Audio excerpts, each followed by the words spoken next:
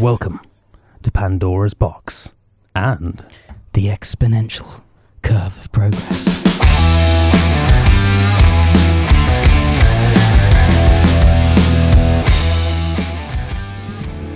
welcome to Pandora's Box. You are listening to Aspen Waite Radio. I'm your host, as always, this time of the week, Mr. Calum Waite. Or is my name, in fact? Obadiah Pennywhistle. Wrong camera, dude. Wrong camera. That's Nathaniel Warren's camera over there. Hello. I'm Mr. Who is the host of the Rap Radar on Sunday evenings, 8 until 10 p.m. Go check out the show. Mm-hmm. So, welcome, man. Cheers for being here with me this afternoon. Thank you. Do you want to give yourself an alias for today? Pendrid. Pendrid sounds very Welsh. Pendrid. I'm glad you've come up with something like that because I feel like that's easy to remember. Some of your ones, for some reason, I have a real hard time remembering what they are. Yeah, you did struggle last week. Yeah. They are quite complicated, to be fair. Sometimes. Yeah. And Mr. Drew Armstrong, who is otherwise known as Captain Longbottom from the Dark Dale, 8 p.m. until 10 p.m. Friday nights. The man with the longest bottom that there ever was. Or ever will be. Also, producer and tech extraordinaire here at Aspen Waite Radio. So, yeah, thanks for you to being here with me as well, as usual, man. Do you want to give yourself an alias for today? Yeah, I'm going to be Alan. Alan. Alan and Pendrid. Mm-hmm. Pendrid. Pendrid. Yes. Pendrid. Yes. Pendrid and Alan. All right. Alan and Courtesy Pendrid. of Alan and Heath Mixer in front of me. Nice.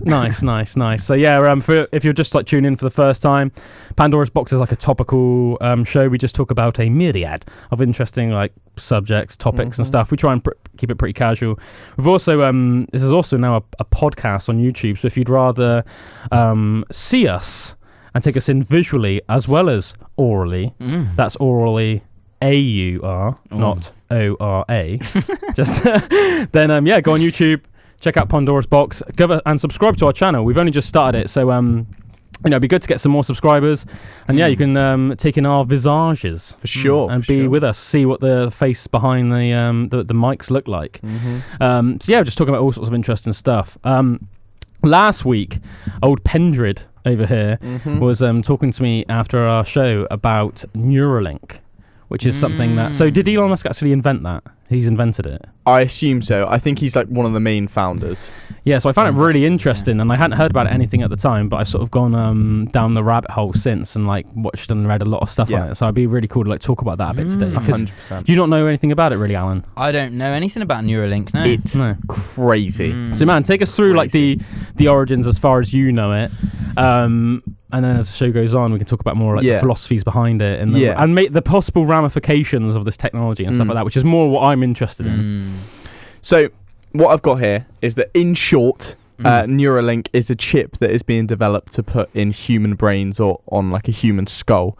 The plan is for it to cure multiple currently incurable diseases such as like paralysis, memory loss. Do you know how it would cure paralysis though?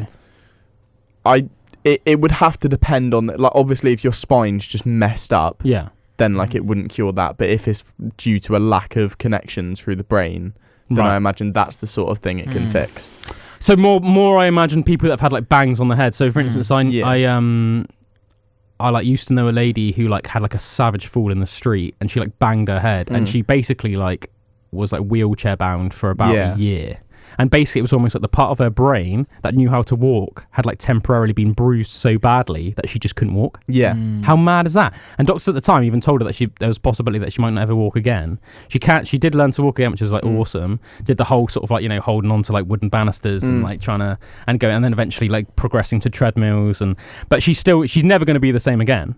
Like apparently if she walks for about an hour, after about an hour, her legs just sort of feel a bit messed up. And she could sort of like fall over. Right. But yeah, sorry, go on anyway. I thought it was interesting. Yeah. I thought that's probably what the sort of thing it would cure, rather than, as you said, like breaking your back savagely or something like that. Yeah, like obviously different types of blindness and stuff as well, if it's like all from the brain, all that kind of stuff. But you can only imagine that with this kind of technology, they're going to be able to access your brain. And we use like 20% of our brain function. Is that actually true though? I think so. From what I've heard, the way they're talking about it, right? Because I thought that was like almost like an urban legend. What, that we only use 20% of our brains? Yeah, I thought that was like one of those things that people say that's not true. Yeah, I mean, just because I know, I'm pretty sure that I heard something that was like saying that basically that's like one of those things that's chucked around, but it's actually not true. Right. So yeah, I just want to, be interesting to be a bit more clued up on that.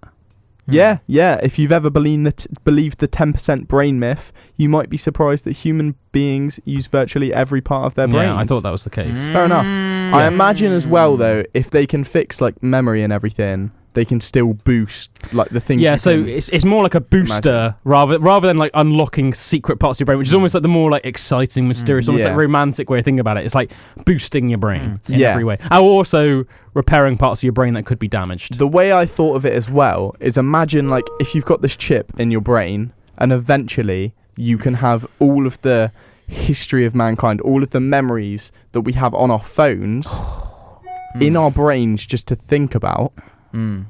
That's crazy, man. That's so unbelievable. This is almost like next level weird stuff. It makes you like a superhuman, essentially. Almost like I don't even think like would you even be human anymore if you're not, if you know what I mean? Because like think about like everybody's got like a unique personality based on your own unique experiences, your own knowledge of the world, etc. Right?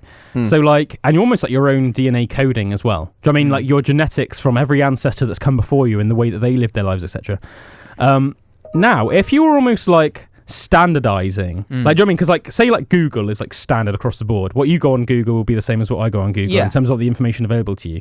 So if we just almost like our brains can just have all that, it makes me almost think that we'd be like way more weird and robotic. Like how would that affect the rest of your brain? That's what I think. I really like when you look at the way technology's going. I kind of like the separation of technology, that there is this crazy stuff that is happening, but it's happening as a piece of technology that we use, not that we merge with in a way that we change our organic body. I find that a bit freaky. Do you know what I mean? One of the ways that Elon actually mentioned it in this podcast I was listening to, he said that obviously technology and everything is developing so fast that if you can't beat them, join them. Yeah, that's an interesting way of looking at it, isn't it? I do very much respect that point of view, even if I don't necessarily agree with it. You know, it's exciting, and like it's a one-way street. Like technology is a one-way street. Like we're on the road of technology now, and like there's no stopping it. But that merging with organic matter, you know what I mean? That's where it gets a bit weird, because I feel that we already are like a perfect technology, you know, through evolution and like nature is like a perfect technology. And we, you know, you think of like things like mycelium and stuff, like, which is in mushrooms, isn't it? Yeah. So the underground network of mycelium, like we're still with our technology, we're almost replicating that with say like the internet and things like that. Like we're connected all over the planet. Mycelium is connected all over the planet. So just like for people, because people might know what the hell you're on about. So like some of the biggest organisms on the planet Earth are like mycelium, which is basically like mushrooms, isn't it? It's like fungi. Yeah, so it's, and they're all linked under the ground. Network that connects all of, like the mushroom that we know is only the fruiting body that comes out of the ground, but the underground network that connects it all. And you know, and you think about that, like that. There's technology now, like where it kind of replicates. Like, say if there's something wrong with the mycelium at this end, like a part of it, there's a bad nutrient that it's not liking. It can learn from that, and then the whole network of mycelium can know about it. Yeah. So from a small point of information, the whole mycelium network can know like straight away, instantaneously. It's like connected. Sure. So like things like the internet, like is I feel is like kind of doing that. And that's really cool. Like we can learn from nature, but to try and change ourselves, and like it is almost like roboticizing. I think as well, like this will probably fall on deaf ears a little bit, but I know that a lot of listeners will know what I'm on about. It's like, do you guys know anything about like the Borg in Star Trek? No. So like the Borg are like this like race that they encounter that are like they are like the most terrifying, like they're not even really a species because it's like almost like a tech species, but they're like this the most terrifying sort of like aliens, I guess, for like lack of a better term, in Star Trek. So it's like in like, back in the Next Generation, Star Trek: The Next Generation, which was like the one with like Patrick Stewart, Captain Picard. They basically come across like a techno organic race. But it's made up of like all these different like races from all over across the galaxies. But basically, and nobody knows where it came from, like what like species originated it. But they were obviously like exterminated by their own creation. And this is almost like what freaks me out about Neuralink. So basically, the idea is that the Borg are like a hive mind, so they work like an ant colony or a bee hive, right? Yeah. But they're all these different aliens, but they get called what's assimilated, right? So like, the Borg ships will come, they'll find different planets, and then they're like, it's freaky, man. Like you can find like clips of like, it's sad that this is the most like sinister thing in all Star Trek, and it's like they basically just over the like the comms, they'll just send like a message, and it's like, resistance is futile, you will be assimilated, and it's like all of these like millions of voices like merged into one.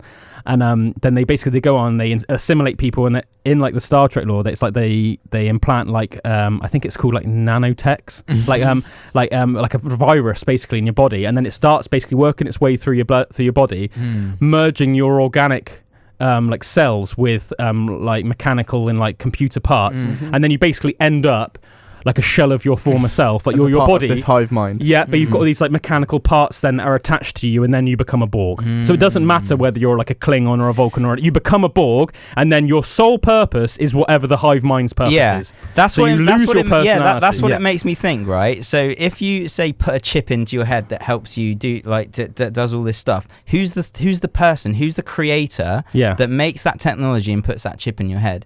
Do you know what I mean? Like potentially, whoever that is that has done that has the potential to like tap into that and then do something to you that you have no control over. Oh, 100%. You know what I mean? You've got to think as well. There's a saying, isn't there? Evolve or become extinct. Oh, yeah. Yeah. Which really follows into this. It's the most terrifying thing ever, but it is quite exciting. And you almost feel like if this does become the norm, then, like you said, what point is there of resisting? Yeah. Because eventually, if people do become this superhuman race, and you've got to think, if you had the whole memory of everything in humankind, that's going to completely change you as a person, because you'll be able to comprehend all these different thoughts and look at the whole bigger picture of everything that we can't do now. People should just take mushrooms, because you can do that anyway. Yeah. I think the thing is, like, the thing that almost like would almost make life suddenly like really not fun for me is like, say even this conversation we're having right now, so like the three of us are having this conversation, we all have like different knowledge and different ways of looking at things, different perspectives. And for example, it's like when I asked you to sort of do the background on it, because like I knew that you knew more about the background than me or Drew did, like, well, it was almost like if we already had this Neuralink thing, there would have been no point in me asking you, because I could have just gone doop, and then I could have just know. Yeah, but then it would be no point of us even talking, no learning. But then also there wouldn't have even point of us even having this show on Aspen Waite Radio, or having the podcast go to YouTube, because everybody that could be listening could know about it instantly anyway. A big part of being human is learning, and a big part exchange of ideas. Yeah, and a big part of technology is what is it, like how efficient something is. Yeah. So like if you're making everything so efficient, you know, all of this just like that, it's like you say, it takes the human part away, which is the actual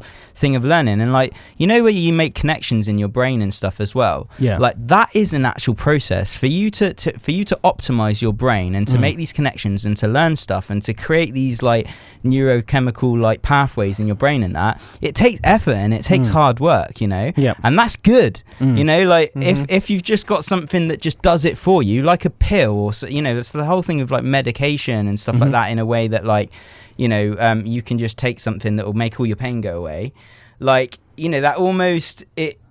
I don't think that's always the best way. No, I don't either. I don't. You've hit the nail on the head. Like, if you could get everything easily, and there was no point of progression, then what's the point in life? One of the things that Elon talked about as well, which I thought was quite interesting, was that within 5 to 10 years, he estimated, there'll be no need for communication, because everything will be able to be done telepathically. So we don't need to speak. We could just like come in and you could think what I'm thinking. That's weird though, man. Yeah, that's really weird. I already think like, to an extent, that's happening with like mobiles and stuff, and that way we're connected with our devices anyway. It's like, I remember listening to this. We are living in VR with like. Yeah, no, I remember listening to this really interesting thing. Actually, it was I was listening to a podcast, and the guy that was like the host of the podcast was basically saying he thought the idea of what was it he was talking about?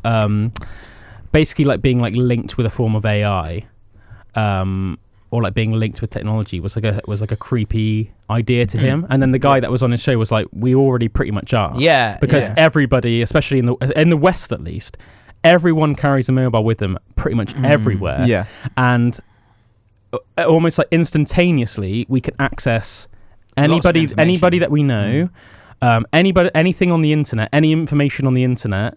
Do you know what I mean? Like historical records, like whatever you want. So it's like, in a way, it's already happened. Yeah. It's just like, but it's like, you know, it's optimizing. It's an extension of ourselves, even if it's not physically attached to us. And I quite like that. I quite like that. Like, I have it here naturally. You have yours there. Do you know what I mean? Like, you naturally like, have it there at the ready. Yeah. It's almost like, but it's still outside of my body. Yes, and you can turn it off if you want to. It's not permanent. Like, whenever I go on holiday, which is weird because you'd think it would be the time I should probably have it the most, because it'd be the time I'd want to, like, I'd probably capture the most stunning pictures and stuff. But I don't care at the end of the day. It's like, on the whole, whenever I go on holiday, I always make a point of just like turning my phone off, keeping it in my hotel room, because I want to be in the moment when I'm on holiday. I don't want to be walking around Italy or Greece or somewhere like that, because it's almost like too easy to do, even if it's just for 5 minutes.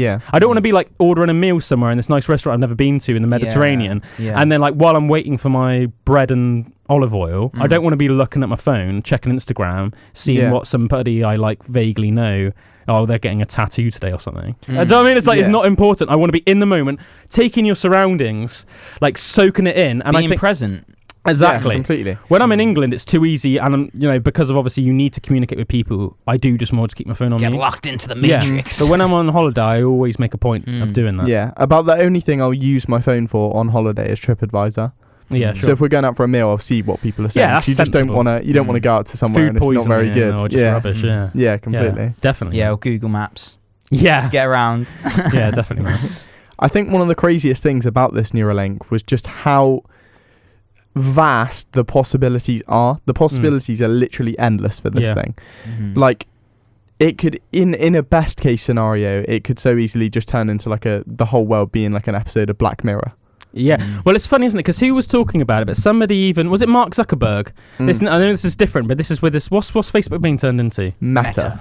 And it's like he even, which is strange, because like unironically, he wasn't even saying it in a negative way, but he was saying that like Meta's gonna turn the world into like an episode of Black Mirror. But I was saying, like, mate, like that's not necessarily a good thing. Like, almost like the whole point of Black Mirror is it's almost like showing you like the potential dangers of different technology can become.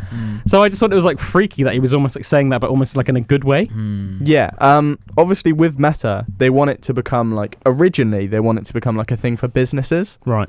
So instead of having like a meeting, you could just put on your VR headset at your home. There's no need to buy an office space. You've just got one online. You know, it's speak like to Zoom, everyone and still have that physical connection without having that physical connection, just having it virtually.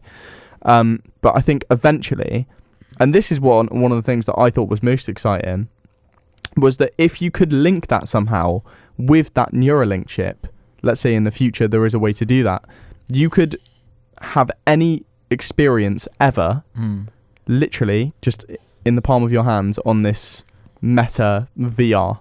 You could put it on and you can replicate the physical effects that you would feel. I think that's so dangerous though. Yeah. It's terrifying. It would. What would be the point of even like developing relationships? What's the point of like when you meet a girl and like, you know, there's something about them you can't even put your finger on it, and you like fall for them, and then you want to spend time with that person, and then you like develop a relationship with them, and then you earn their love and their trust and everything, and then like a relationship hopefully.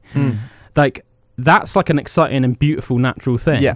It's almost like if you easily in your head can just create this scenario where you have the woman of your dreams, say, or the life you've always wanted, then what's the point of even living in the real world? Yeah. That's what I think is freaky and scary and almost like too easy. And too tempting though as well. Yeah. Because let's face it, and as humans we want to do that. 80% of the population would. I don't think everyone would. There'll always be crazy people like, you know, like people the sovereignty of being a human. Yeah. I think there'll be people like people like Steve Rinella pops to my mind, who's like this guy I follow, who's like one of the best hunters in the world, who's just like spends all his time outdoors hunting, built his own cabin for his family, does all his like all the stuff he cooks. He's either hunted or he's grown. You know what? I think people like him would be like, no freaking way. But like why not? Like, it's obviously a thing that's happening. It's obviously a thing that technology is moving. Like, say, it's like a never-ending. Like, it's not going to stop. Like, like I say all good to it, but also it's all about choice and about your sovereignty of your own being, of your own self. Like for me, I really like the idea of it, and I'd like to be able to like almost like put it on, experience it, and then take it off again, and then have my new normal life. But the thing is with like Neuralink, like having a chip in your brain and shit like that, always there. Yeah, I wouldn't want. Do you know what I mean? I'd want almost like the choice of it. The thing they're saying is that you will be able to take it out, but it could they could so easily have it put in you and then go, no, you're not taking it out. And then what are you going to do? Yeah, it's almost a bit like, I don't want to go into this whole subject, but it's almost a bit like with this whole, you know, they're almost like saying now in the government in the UK, they're like saying that they're going to, when they're bringing out this new booster, they're going to change what's considered as fully vaccinated by law in the UK. Right. So right at the moment, if anybody that's had 2 jabs is considered fully vaccinated, but now they're saying this booster's going to come out soon, and then once the booster comes out, having your 2 jabs isn't going to make you fully vaccinated. So you're not going to have the privileges that the privileges, quote unquote, that people that are fully vaccinated would have. So they're like they're pushing back the goalposts. It's like every time you get something, they're pushing it the goalposts, or they're changing the rule book. Every time you think you're playing by the rules, they're changing the rule book. So it's like, as you said, something like that could happen, and then you're like, well, I think sovereignty over your own being is like one of the most, is the most important thing. I don't think I would want Neuralink, but then I think almost like the world would be even more terrifying to me as someone that didn't have Neuralink, walking around with people that with Neuralink. Yeah. Because imagine if I was in the room with you two and you had Neuralink and I didn't, and we're just sitting here like, you were both just like looking at me like with all this information flowing through your brain. For a start, I would almost be like obsolete to you both. I almost feel like that when I look at people that have all the like information that are so clever, like these billionaires and stuff that are just like so switched on about stuff. Like information, I think kind of does that to me a bit. Like with just people that just do know stuff. I think it was almost like if say you both did have Neuralink and I didn't, how long would it take until you sort of both viewed me as like an ant? Yeah. Do you know what I mean? Yeah. Because after a while, I would become like almost. You would start. We're all on the same level playing field. Yeah. You'd start viewing me more and more and more like the same way that I would view like a chicken at a farm. Yeah. Do you know what I mean? Just doesn't know anything. Yeah, just almost like this thing was walking around going. I might as essentially be that because the level, the knowledge that you guys would have in your head would be so exponentially vast, just so insanely infinite. Infinite knowledge, limitless knowledge compared to my limited knowledge. Regardless of how smart you are, you've got limited knowledge. Do you know what I mean? The best you can do is just try and learn something a little bit every day. Yeah. But even in a lifetime, you're not going to know everything. You're not even going to come close. You're not even going to know 1% of everything there is to know, man. Because there's only so much you can know, and there's so much even that your brain can absorb. You know, let's face it. You learn 10 things in a day. You're probably going to only remember 1 or 2 of those things anyway. Yeah. So you just need to be hoping that you're taking enough to over the years develop into an intelligent and wise human being. But if you had Neuralink, everything is on your doorstep instantaneously. There's no need to have a good memory. There's no need to revise. There's no need to read because you just go beep. Like going back to how we as humans obviously have experiences through our lives that make us who we are. One of the things that Elon talks about is that he wants you to be able to edit past memories.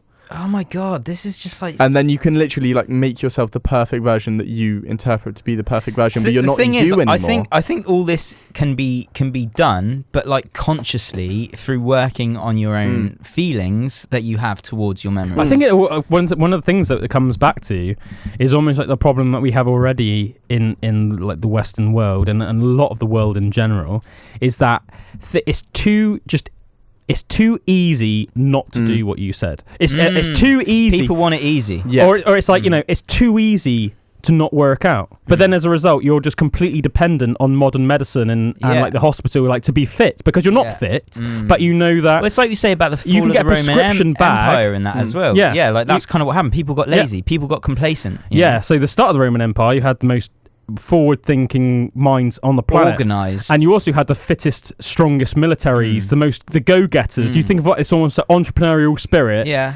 mixed connected with like to nature as well, like the cycle of things that they did on their like campaigns and everything. It would all be yearly, and they would go out for the summer, do the thing, and then be back, and then all the generals would change every year. It was all fresh. But it's like it's like the Visigoths and that were technically responsible for the downfall of Rome, but they weren't responsible for the downfall of Rome. The Romans were responsible for the downfall of Rome. It was like they withered over hundreds and hundreds of years, and then eventually the barbarians were at the gates, and you just can't do anything about it anymore because you've withered from within. And it's like, as I said, it's too easy to sit on your sofa and not work out. It's too easy to not know stuff because other people will know stuff for you. And I think it's exactly time. So we already have these problems in the Western world. As I said, you don't need to necessarily be fit, because nowadays our medicine, thankfully, is advanced enough that a lot of people can live until they're 70 and 80, as long as you've got a prescription bag like this full of 30 different pills that you can take every day. Then you're gonna live. How many people that are actually that age are prescription free? And are actually, because they've lived so healthily with such a good diet, and they're walking every day and they work. You know what I mean? Well, anyway, we're gonna listen to some music now. When we come back, so we've already set the background of this whole Neuralink thing and Meta. As the show progresses, I want to talk about sort of what I think are potential dangers of like Neuralink and Meta. Different philosophies, are some real concerns I have with it. This next track is Tool by Parabola. Enjoy.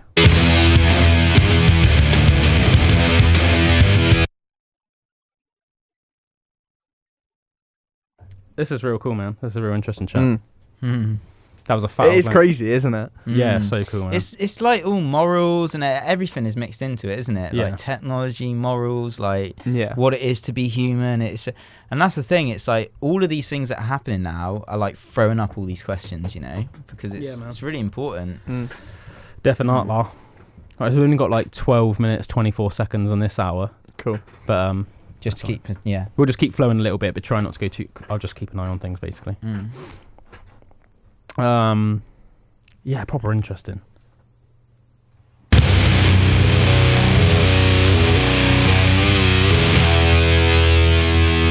That was Parabola by Tool. You're listening to Pandora's Box on Aspen Waite Radio, and I think like for some reason I feel like Tool is like a really fitting band to have playing while we're talking about this sort of thing. Just they explore the mysteries, don't they? The depths and the realms. Just like and very like a lot of their songs are like almost like like conceptual and like what ifs almost, and quite deep like that. But go and check out our podcast as well on Aspen Waite Radio if you want to see us in the flesh. Type in Pandora's Box Podcast. Go give us go subscribe to us. It's a brand new channel, on but YouTube. You can have it on in the background while you're doing your cooking, doing your dishes, running yourself a bath, whatever, and just come and relax with us and chill with us, really. Join in on the conversation. Yeah, join in the convo, and send us a message or comment on YouTube or send us a message. You can get hold of me as Orksworth_Lifton Bard on Instagram. Get hold of Pendred. Yep, on Nafa Warren on Instagram, or even check out my radio show, Rap Radar Radio, on Instagram. Nice one. And also Alan over here. Check him out on Instagram as DJB Pick. Yeah, so send us a message if you want to get in contact with us personally, or on AspenWaiteRadio.com or the app, or YouTube, whatever you prefer. And we're talking about the new sort of Elon Musk Neuralink thing today, and also Meta, which is Mark Zuckerberg's new thing, which is almost like seen as like an evolution of like Facebook, but I don't really see how it's that similar to Facebook. Really. No, I think the idea is that it's going to become more social media, and from the videos, there definitely are cool bits to it. Right. Like I saw a clip where people were FaceTiming like people that were in the real world from VR. Right. And you can see them in this virtual reality. You can see them in reality. So it would be like, I can see you now. Yeah. So it's like just be like at home with my VR That's mad, isn't it? Because you can see how the evolution of that, like, so obviously like me and Drew were born in, me and Alan were born in 1990. So obviously I remember like the first phones we had were like bricks. Well, yeah, like I'm not talking about mobiles. I'm talking about just like they were like had to be like plugged in, and you couldn't walk around the house with it. You'd like pick it up. And I remember we had two phones in the house. One of them just had buttons, and the other one was like a one that my mum had for like a decade or something, and it was still one of the ones where rotary phones. Yeah. Like that. Do you know what I mean? Yeah. And it's like. Then suddenly mobiles came out. So I remember, I think I was 11 or 12 when I got my first mobile phone. It was like a Nokia. And you could send text messages and play Snake on it, and that was like awesome. Make phone calls anywhere. And that was like, seemed quite crazy at the time. And then it was almost like the natural development. So I remember by the time I was sort of like 16, I then had like I thought of 15 maybe, had a phone that could take pictures. And that seemed like a big advancement, And then by the time I was sort of like, I don't know, 18, 19, then the first smartphones came out. And then it's like, before you know it, you can Zoom people. The exponential curve of progress. Yeah. And it's like, so that's like an almost like, even today, that almost still seems a bit like weird and cool to me. Just how like I could just like ring anybody and just see them in their house or wherever they are at the time. Like, even that still seems almost like a bit spinny to me, a bit crazy, like quite cool, you know. But you can see how that's natural evolution. So it's like, well, how do you go past that? Well, you get what goes past that is, as you said, like the idea that I could ring one of you two and suddenly it would be like we're having this conversation now. So you would be like stood there and I essentially could see virtually that are physical. Yeah, I could see Pendrid over here, just stood in front of me, and we'd be having this conversation. And then I guess when you hang up, it's like you just dissolve into thin air. Yeah, I saw That's videos crazy, of people like playing ping pong. Yeah. Whoa. And one of them's in virtual reality and the other one's in real life. How would that work though? Because surely you have to have a physical ball. I guess in physical reality, you would have like a ping pong table with like maybe even a holographic ball. Yeah, that's what I was thinking. Oh, what, like almost like a hologram, like almost like how I imagine, like, you know, when you play like Wii Sports. Yeah. But with a headset on, and actually but it's rather than looking at a telly screen and doing it, you're like you're in the 3D. Yeah, reality. so it's like Wii mixed with mixed with like holograms. Yeah. Rather than like a little Wii character on a screen. Obviously, one of the main downfalls for this at the moment is that we don't currently have the technology where you can do all these activities. Don't have the technology.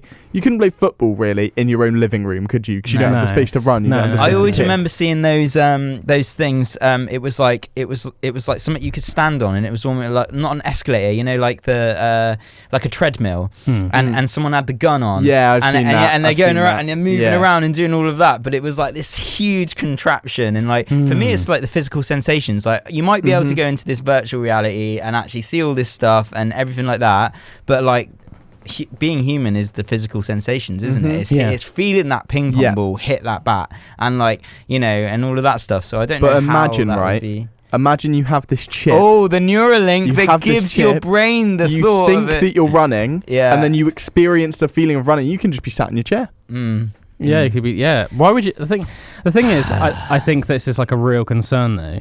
Is like I think.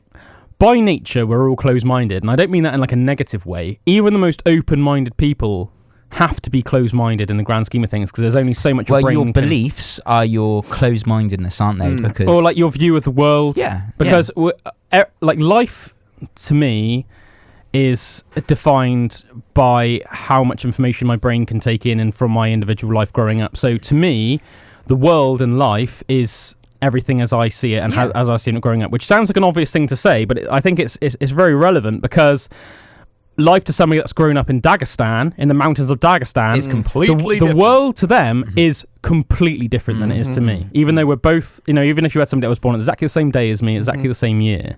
So like, what I think's crazy is like, say we're coming up with this technology, right? And say 80% of the population start using this every day.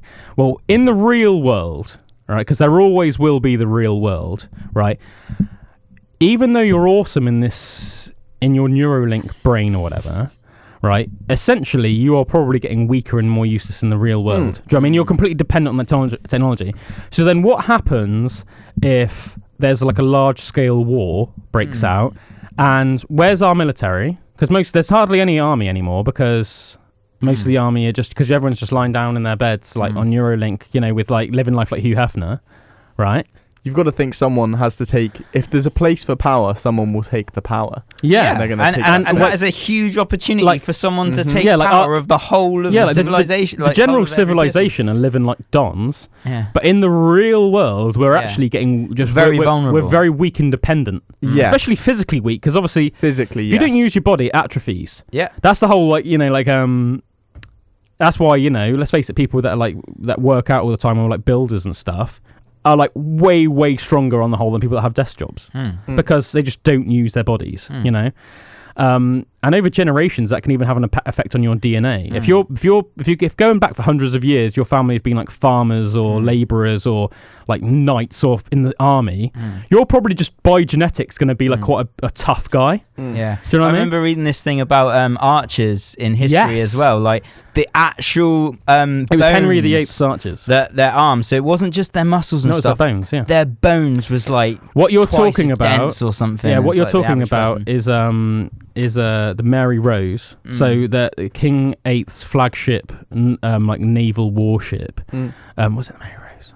Can one of you check that for me? Because I don't want to give out false information. I think it was the Mary Rose. Type in like King Henry VIII's flagship. I think it is off the top of my head, but I'll search it up. Anyway, that was sunk during King Henry VIII's reign, and on it he had like his like elite archers on it. So what they did is, I can't remember when. I think it was sometime in the 90s.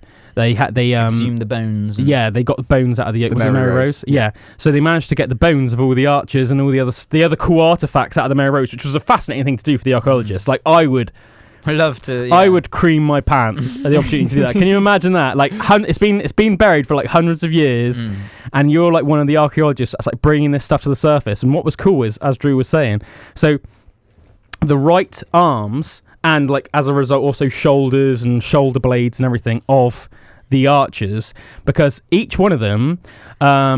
Sorry, dude, can you look this up as well? I want to say the bow draw strength of the archers was something like £100 or £120, but that's actually ridiculously strong. So even today, with all like our supplements and like in some cases even obviously people take steroids and stuff, like think £100 draw strength, that's like rowing. Have you found the information? Yeah, according to Professor B. Cooey's estimations, nice the Mary Rose longbows varied in draw weight from 100 to 180 pounds. 180. So to put that into perspective, right? To pull back 180 pounds, that's about 80 kilograms. Yeah. So for anyone that's ever been in a gym and picked up an 80 kilogram dumbbell, imagine rowing that, and that's how strong the elite archers were. Because from childhood, every single day they had to practice archery, and they were brought up, just progressive overload style training.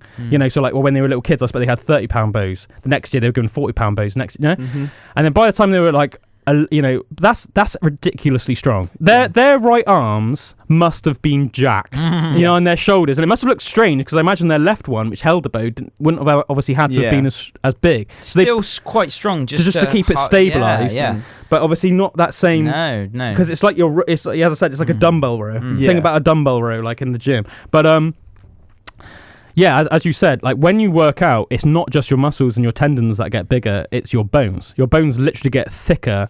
It's one of the reasons that weight training is one of the best things to prevent osteoporosis. But how crazy is that, just to find all these skeletons with like massive arms? But getting back to what obviously we were originally saying, you just wouldn't have that. Everywhere it'd be the opposite of that. With Neuralink and Meta and everything, everyone would get little and frail, and then all of a sudden, what happens if you do have these Dagestanis or these like juiced up, these like full of steroided up Russians? Like, what does it mean? What does it mean to be human? Like, what do you want to be? Like, because some people might just like not be bothered. But that's the problem. It's not just what do you want to be. It's the dangers and the fears of like, so as I said, if we went to war, if a bunch of 6'5" roided up Russians suddenly invaded and we're just like all these Neuralinked guys, like it's all good that you can bring up any information on Google. But what about if war was out of the question? Like, what if it was? Like, but it's not. I know it's not. So that's why it's more theoretical. Of a thing. Yeah. Like but if it was, I still think it'd be wrong, is what I'm saying. Yeah, no, I agree with you. Yeah, I agree with you. I imagine you could have. If you've got this knowledge, you would have the knowledge of every technique in the past for fighting and everything as well. Yeah, but your physical body wouldn't be able to carry out. Yes, I think a way for this to actually almost work, to make it work, was if you had a certain amount of time you were allowed to be on Meta. The only way I could see it working, or whatever, or per week. Yeah. The only way I could see it working is if, and this is even more scary, is if they ended up giving you almost like a Terminator-style body. Do you know what I mean? Or like incorporating, like I said, the Borg. When they put themselves in those things and they go in and like, do you know that? Like no, but yeah, I know sort of the brief what you're on about. Anyway, I got to listen to some more music now. We're going to listen to Teenage Riot, but stick around. We're going to get right back balls deep into the conversation after this. Literally, like, you have to move countries because so many people have Neuralink and it's becoming so embedded in your society that you're so uncomfortable that you have to move. Like, say like the majority of your family are on it. Like, that's heartbreaking, man. So you probably you'd never see your family again. But this is what I mean. Do you know what you were saying about how throughout history, like, things have happened that have been fucking mental? Like, as in, like, and you said, I can almost feel something is coming. I can feel something in the air. Stuff like that is the things that will bring about that massive change that do make you fucking think, like, what the fuck am I going to do? Like, how is the revolution going to look? How is the new life going to look? Like, all of this shit I almost have this real, like, serious fear that like the Western world is on like is like setting itself up for downfall. Yeah. And I almost feel like the barbarian's going to be at the gates, so to speak.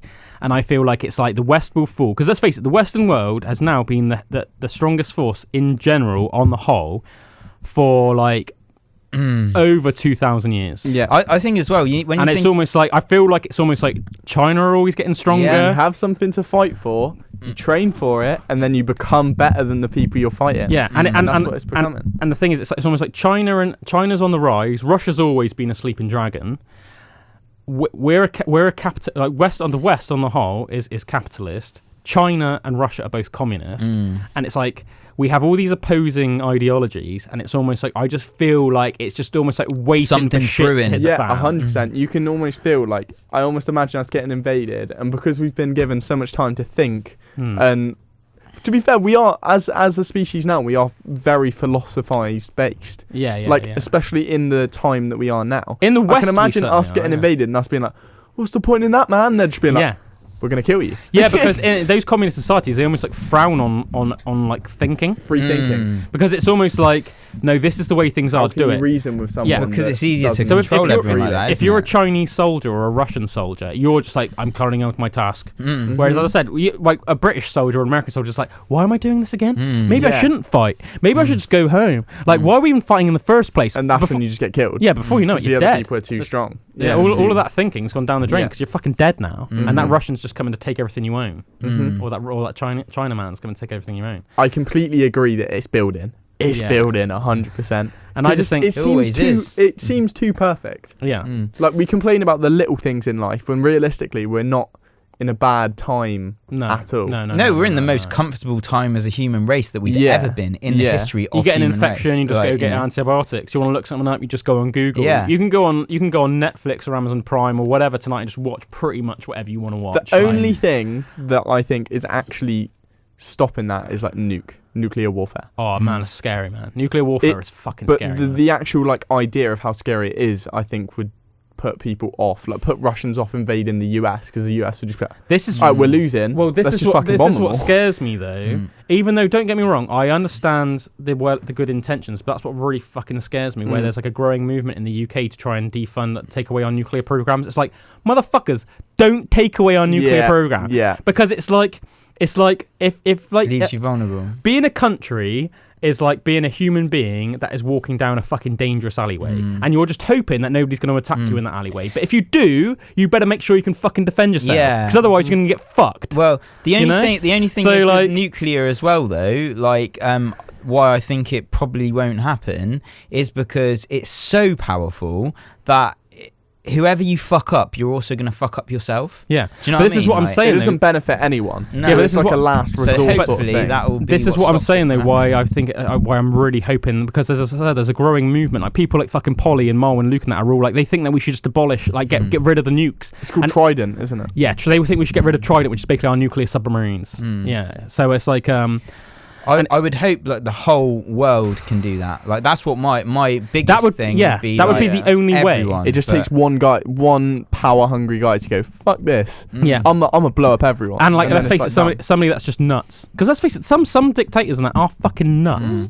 Like when you think about something like Colonel Gaddafi, and he was like killed obviously, but like that guy was fucking nuts. I really like the idea as well of like Colonel Gaddafi. He was like this crazy fucking like dictator that was living in the Middle East. Right. But he was fucking nuts. He wasn't even a real colonel, but he called himself Colonel Gaddafi. But because he was like this dictator that was like basically like the head of his country. I can't remember if it was Syria or I think it might have been Syria. Right. But look up Colonel Gaddafi. But he was just like, if someone like that had nukes, he would fire them, I reckon. Yeah, that's it. It's stupid. But that's what I really like about, like, you look at these alien documentaries and things like that, and like that. I'm like, oh, if they are out there, if they are like watching us and they're like beyond like war and shit, then because have you seen this crazy shit that's happened with nukes and stuff and like nuclear testing and things like that, and you get fucking like lasers that have been just shot into them and they fell out the sky and stuff. Have you not seen stuff like that? Sorry, I missed that. Like on some documentaries I've seen in that, and like what, they've like disarmed nukes in the sky? Yeah, so there's been weird fucking shit happening around the world at nuclear sites where things have been like disarmed, and there's some videos like from like the USA Army and that of a missile, and then this fucking light just going coming around. What, and this is legit, is it? This is yeah. I'm pretty sure it's legit. It might not be, but like, this is for me. It's like, if it's not legit, I wish it was. You know what I mean? Like, well, me too, mate. Me too, about all of this weird stuff that's been happening on nuclear testing sites and with like bombs and stuff. And it's like, oh, like the UFO. Like, if there is something out there watching humanity, because apparently all of this shit started happening even more after the Hiroshima bomb. Yeah, of course.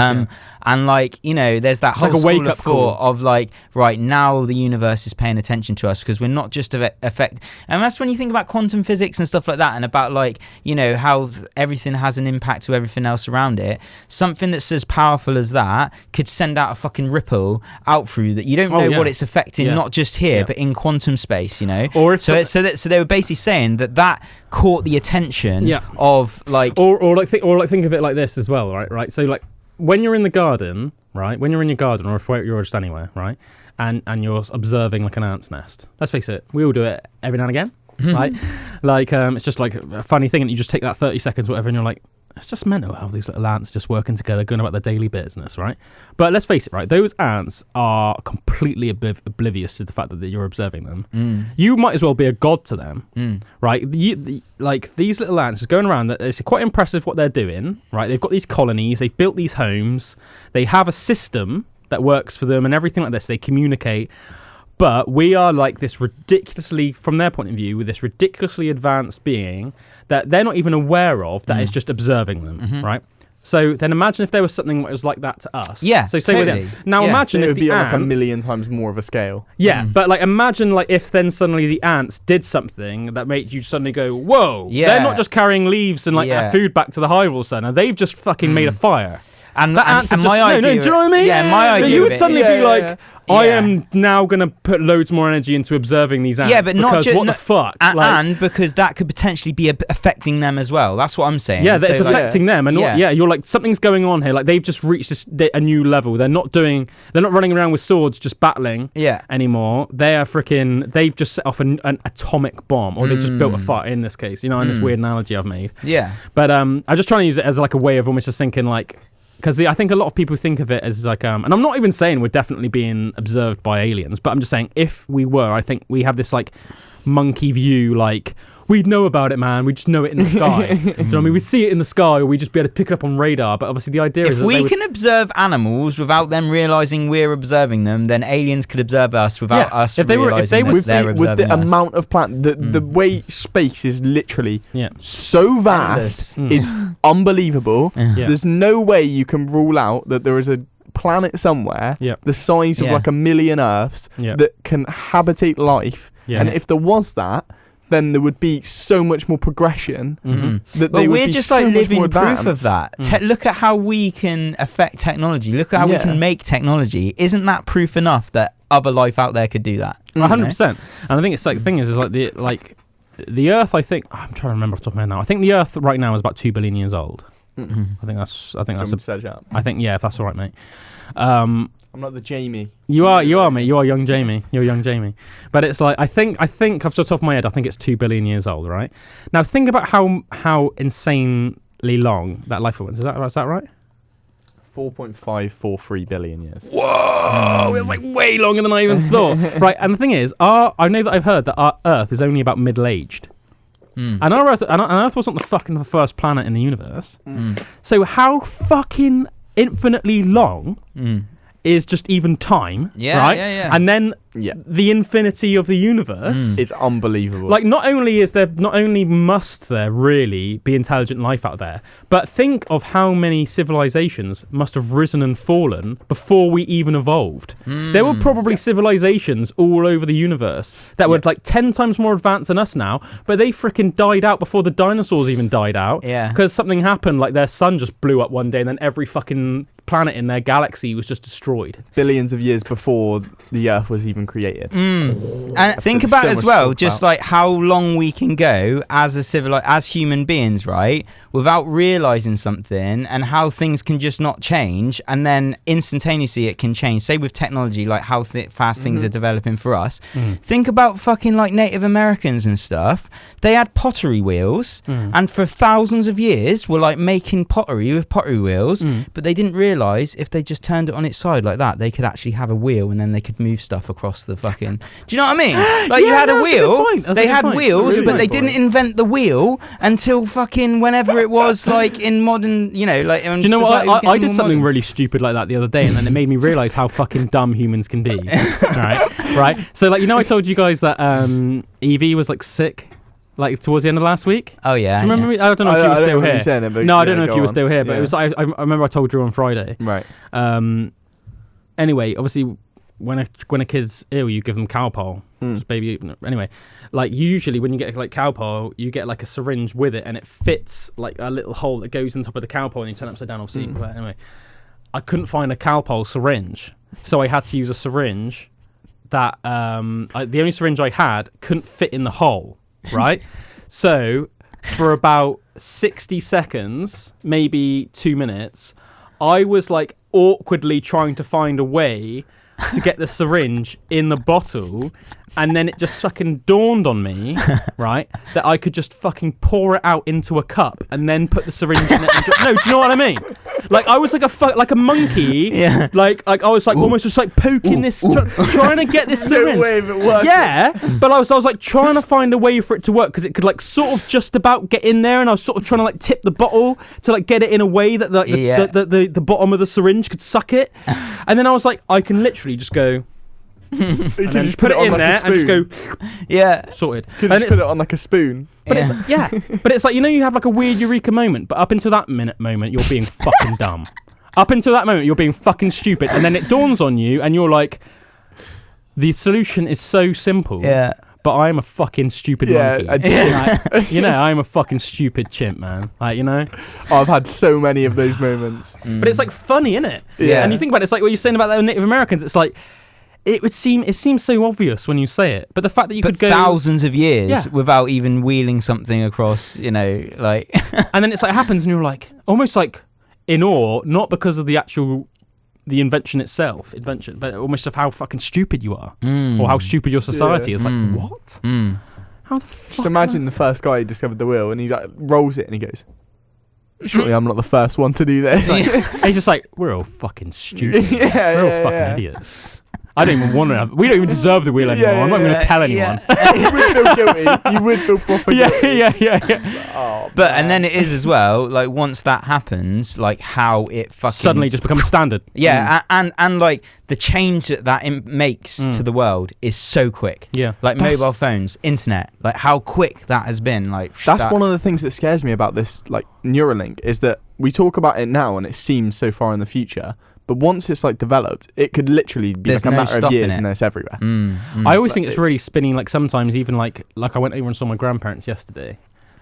And do you ever just like sit there, and when you're like speaking to your grandparents, or like later on, and you're thinking about your grandparents, and then you actually think about the realities of what life would have been like for your grandparents when they were like 10, say, because we all remember what it's like to be like 10, right? Vaguely, and think, right, when our grandparents would have been 10, most houses wouldn't have even had televisions.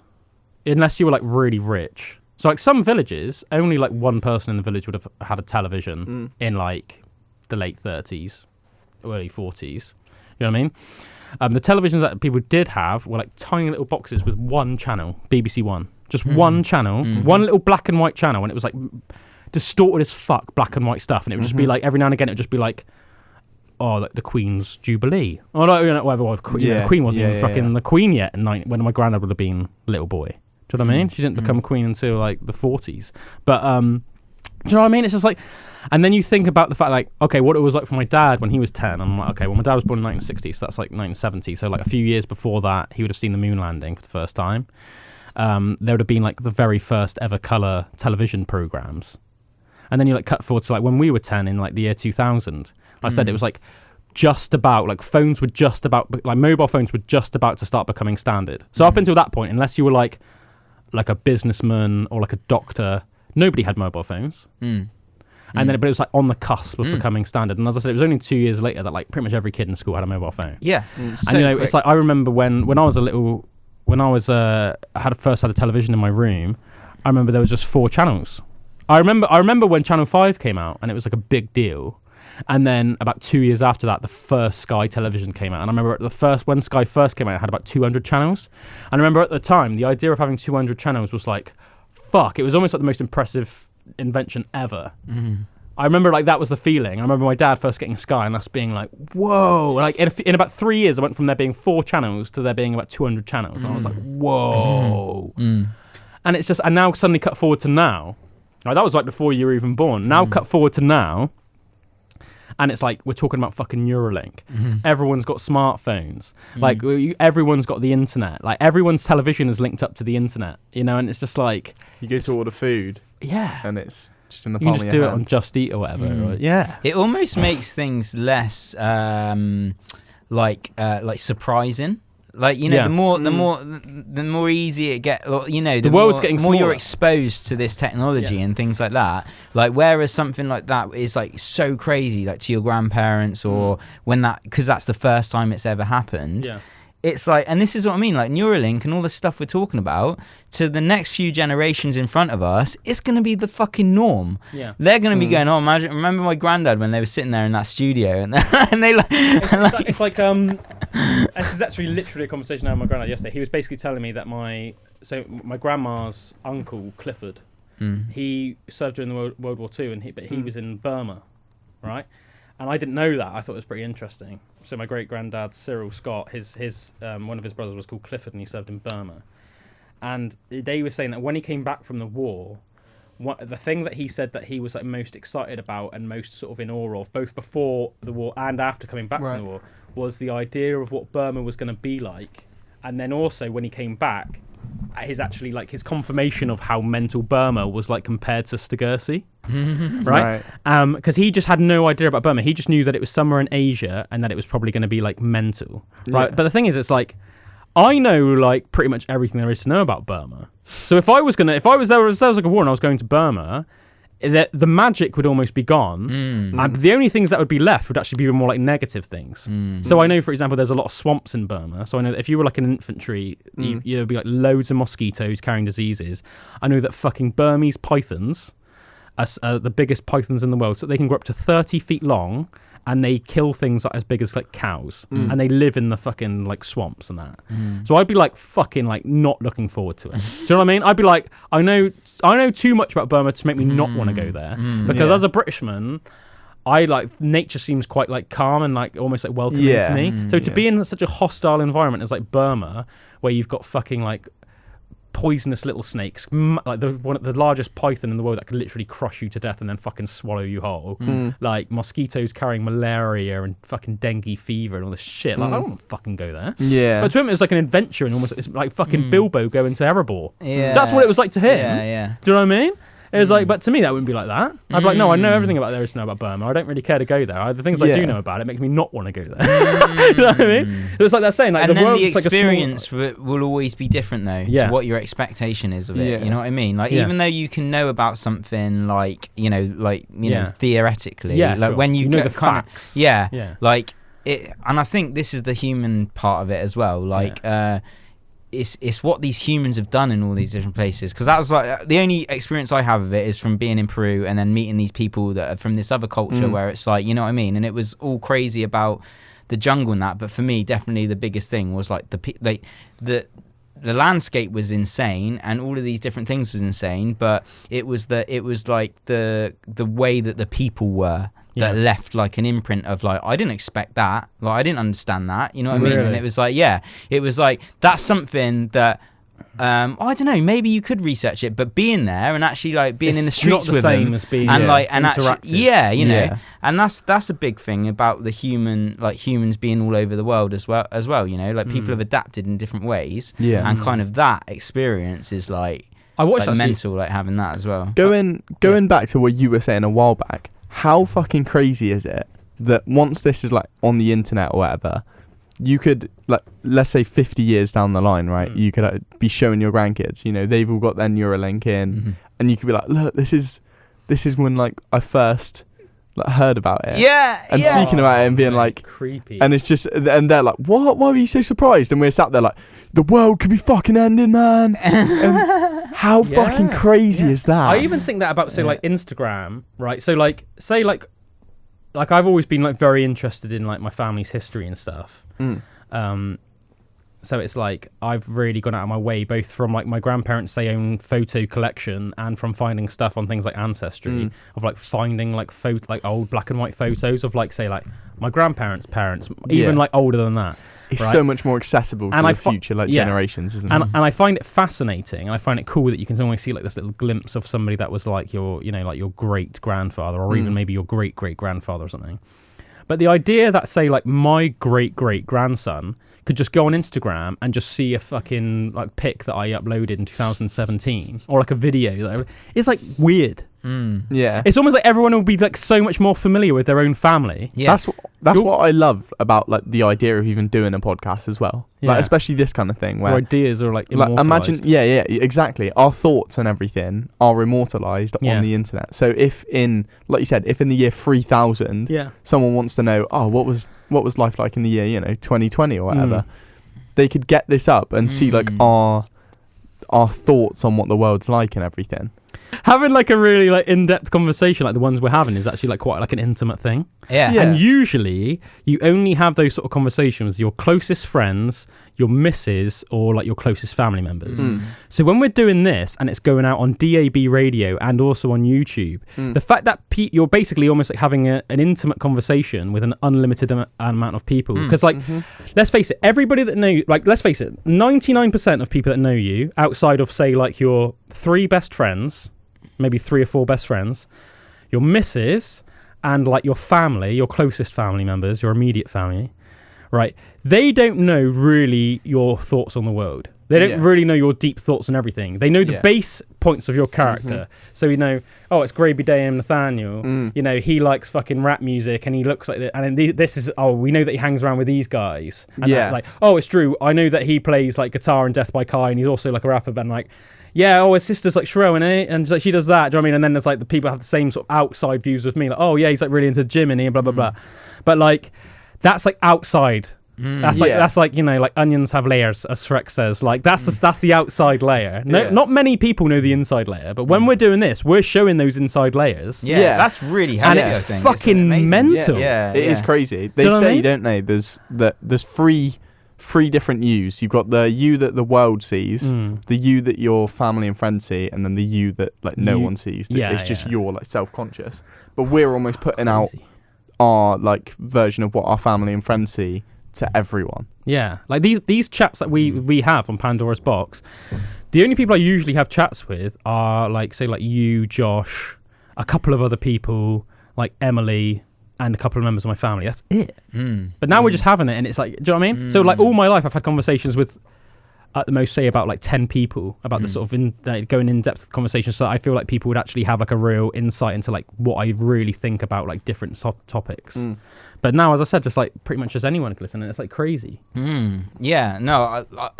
saw someone talking about it, and he said it's funny. He's like a real famous podcaster, and was like, I could be out with all of these people and these acquaintances, and I could know people like through people, and they could know me, and they could know that I do this and do that, you know. But my actual like connection with them is like, they don't really know me. They know this idea of what they have of me, but people who watch the podcast and people that actually watch all these conversations, these real deep conversations that he has with people, they know him more than these acquaintances that he knows, and in the physical.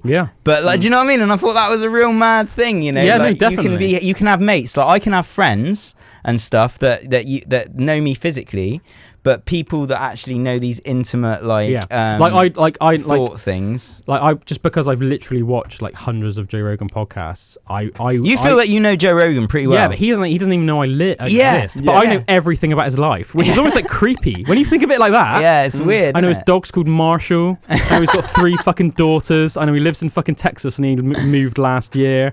Do you know what I mean? All right, I know stalker. Yeah, but do you know what I mean? But it's like this is just like things that I haven't researched this. I mean, I've just listened to enough podcasts that I just know it. We've done how many episodes of this have we done? 6. Like 6 or 7. Something like that. Yeah. I would say I already know like more your 2 takes on the world and takes like on best stuff friends. like that than like a lot of my friends. Yeah. Which is crazy. Like we really get into like proper in-depth talk. Accelerated like fucking like what's the word I'm thinking of? Like it's like an accelerated way of just knowing someone almost, isn't it? Yeah. Because like whenever in life, is it like, right, let's meet up this day, this time on this day every week, and we're just going to fucking go balls deep on all these different subjects. You know what I mean? And like intimately just fucking spill out all of our thoughts. I think it's really important as well, especially for someone like me who has a lot of thoughts, Yeah. like to have like To put them 100% on the same. Yeah, because it almost pisses me off the fact that you can't talk to people like in a deep way a lot of the time. Do you know what I mean? Like small 100%. talk almost like pisses me off a bit. Well, you And know I'm what like, I was saying about why I don't like go to like London and stuff like that is because, you know, I say like even like me trying to be friendly with people, like just say like hello or smile, like some of they look at you like you're a fucking paedophile or something, you know what I mean? Like, yeah, man. like let alone getting in deep conversations with people, you know? Yeah, it's you good. almost It's need to spill it cathartic. out, don't you? And then you develop those thoughts when you're speaking to people that also want to spill out thoughts, because then you can take bits from each other's like understandings. I genuinely outlooks. think what we were saying about the Western world being like the most advanced for like the last like 2,000 years or so, probably longer, because obviously the Greeks before that were the most advanced, and Greece is in Europe, so probably like the last like 3,000 years. But like, I think the main cause of that, the main cause of us having the edge in technology, in like social structures, democracy, it is all about like free speech and shared opinions. What you just said is why the West is like the most advanced place in the world currently. Yeah. And I think even before that, like to get to that point, you think of, I watched this film the other day and it was about the it's set in Tasmania, and it was about like the colonization of Tasmania with the English and everything, and and the people and stuff. And it's like, think of like what the printing press did to humanity. So like before the printing press and before it was readily available for people to read easily, people were dumb as fuck. Yeah, do you know what I mean? Like the monopoly on control of education and knowledge and writing and reading was the fucking church that would get these monks, and it would take monks hours and hours and hours to create these books, and then all of a sudden you bring the printing press and knowledge is available to everyone, and that's what I mean. Like I not think just that, but even knowing how to read. Imagine like having a conversation with someone that's illiterate, that has no. So do you know what I mean? Like that's a beautiful thing about like the Western like civilization as well, is all of us have become more knowledgeable about stuff, so we can have more in-depth conversations. You know? We literally we can have an unlimited amount of opinions on an unlimited amount of subjects. Whereas before that, you were essentially like a freaking worker bee just carrying out tasks. I mean, you might as well have just been a freaking honeybee, just go to the plant, collect the nectar, go back, make honey. Like that's almost like how people live in their life. I reckon people must have been dumb as fuck, man. Oh, of course and they were. Like, well, that's in a way why people create religion, because it's like, why is this the way it is? God. Boom. And full stop. End of. Now get on with planting your beans. There's this bloke with this massive white beard that's fucking like sitting on a cloud somewhere in the sky, and he just made this all. Like everything that there is made it. End of conversation. Boom. No need to think. No need Get to back rack to your work. brain. Yeah. Go milk that cow, motherfucker. Love that song. That's The Humbling River by Pussyfire. I think it's called. I thought it was. Pussyfire. I thought it was pronounced Pucifer for ages, but apparently you actually pronounce it Pussifier. Puss in Boots of Fire. I know. I thought it was a bit strange. I was like, when I first heard that, I was like, is somebody like pranking me? But I'm pretty sure that is actually how you pronounce it. Well, you're listening to Pandora's Box on Aspen Waite Radio. I'm your host, as always, this time of the week, Obadiah Pennywhistle. With me in the studio, we have Pen. You got it. Is it Pentacon? No, what is it? It's Pendrid. Pendrid! Yeah, Pendrid! You got it. Pendrid, a.k.a. Mr. Nathaniel Warren, the That's host me. of the Rap Radar, and also my co-host on Pandora's Box. And also, we have Alan, hey! otherwise known as Mr. Alan, Drew Armstrong. Alan, Tech extraordinaire, producer, also co-host of The Dark Dale as Captain Longbottom, the man with the longest bottom there ever is. Ever was or ever will be. And also sometimes Wizard Schlieb. Mm. We're chatting all a little bit about Meta and the Neuralink today, which is just like, I actually only found out about this last week when Pendrid told me about it after our last show. But since I've gone like fully balls deep into it, just like finding out all about it, looked at it from all these different angles, and as I said earlier on off air, like I've really gone on this like roller coaster of like thoughts and emotions just in the last week, like learning about it, because it's like on it's very exciting. You know, and I think, you know, you think about it and it sounds amazing and exciting. Like any new technology and any new kind of thing, it's like super exciting. But you've got to look at the downsides of it, and you've got to look at some of the fears, you know. So apparently, did you know this? Did you know that the Chinese government have already officially banned it? Right. So they've said that no Chinese citizen can use it. I guess their fears are a bit like, you know what I was saying, my fears of it earlier on, almost like that, like, yeah, it's all good and well that like you're living in this amazing utopia. But if in the real world people get lazy, you're like this little skinny husk because you're not even spending enough real time in the real world to like eat, and you haven't even developed any relationships in the real world. You're just essentially like this weird guy living in this room. You know what I mean? Like, it seems strange. The whole thing reminds me of a film called Ready Player One. Yeah, which is obviously you showed me the trailer last week. I think I'd heard of it, but I'd never seen it. Literally, like the exact plot of Ready Player One, and one of the main things that you see in Ready Player One is they're all living in these little, like, what are they? The little metal like, sort of caravans, like like storage containers. Storage containers. That's what I'm thinking of. Living in those of like their Meta or their Atlas setup.